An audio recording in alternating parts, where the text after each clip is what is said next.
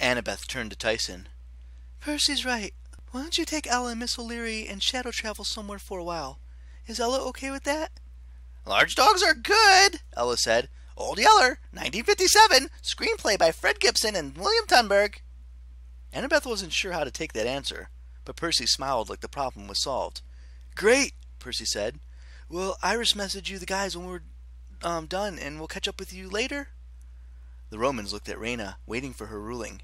Annabeth held her breath. Raina had an excellent poker face. She studied Ella, but Annabeth couldn't guess what she was thinking. Fine, the praetor said at last.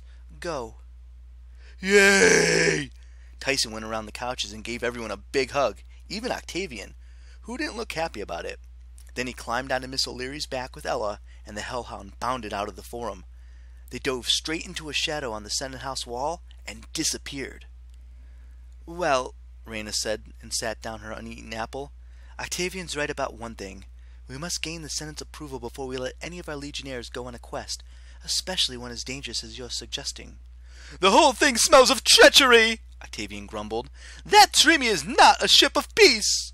Come on board, man, Leo offered. I'll give you a tour. You can steer the boat, and if you're really good, I'll give you a little paper captain's hat to wear. Octavian's nostrils flared. How dare you! It's a good idea, Raina said. Octavian, go with him. See the ship. We'll convene a Senate meeting in 1 hour. But... Octavian stopped. Apparently he could tell from Raina's expression that further arguing would not be good for his health. Fine! Leo got up. He turned to Annabeth and his smile changed. It happened so quickly Annabeth thought she'd imagined it. But just for a moment, someone else seemed to be standing in Leo's place, smiling coldly with a cruel light in his eyes. Then Annabeth blinked, and Leo was just regular old Leo again, with his usual impish grin. Back soon, he promised. This is going to be epic! A horrible chill settled over her.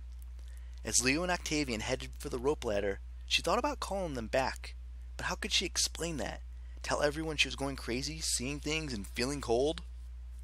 The wind spirits began clearing the plates. Raina, Jason said. If you don't mind, I'd like to show Piper around before the Senate meeting. She's never been to New Rome. Raina's expression hardened. Annabeth wondered how Jason could be so dense. Was it possible he really didn't understand how much Raina liked him? It was obvious enough to Annabeth. Asking to show his new girlfriend around Raina's city was rubbing salt in a wound. Of course, Raina said coldly. Percy took Annabeth's hand. Yeah, me too. I'd like to show Annabeth. No, Raina snapped. Percy knit his eyebrows. Sorry? I'd like a few words with Annabeth, Raina said. Alone. If you don't mind, my fellow praetor. Her tone made it clear she was not really asking permission. The chill spread down Annabeth's back. She wondered what Raina was up to. Maybe the praetor didn't like the idea of two guys who had rejected her giving their girlfriends tours of her city. Or maybe there was something she wanted to say in private.